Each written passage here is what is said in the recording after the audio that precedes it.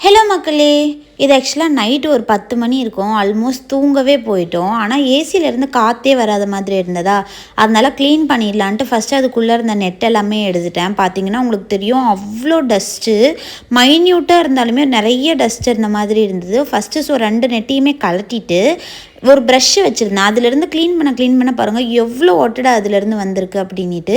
So இது எல்லாத்தையுமே clean பண்ணி டஸ்ட்டெல்லாம் எடுத்ததுக்கப்புறமா அது உள்ளேயுமே நிறைய டஸ்ட் இருந்த மாதிரி இருந்தது. லைட்டாக ப்ரஷ்ஷை வச்சு ஸ்க்ராட்ச் பண்ணிவிட்டு டிஷ்யூ வச்சு வைப் பண்ணிட்டேன். ஏன்னா அது லைட்டாக ஈரமாக இருந்ததுனால. அதுக்கப்புறம் கிளாத்தை வச்சு நல்லா ஃபுல்லாகவே தொடச்சி எடுத்து முடித்ததுக்கப்புறமா கீழே இருந்த அந்த விங்ஸ்லேயுமே ரொம்ப அழுக்கு இருந்த மாதிரி இருந்தது. அதையுமே க்ளீன் பண்ணிடலாம் அப்படின்னு சொல்லிட்டு லைட்டாக மட்டும் க்ளீன் பண்ணேன்.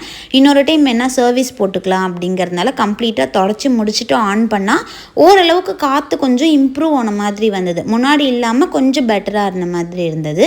ஸோ க்ளீனிங் முடிச்சாச்சு. Tata bye by.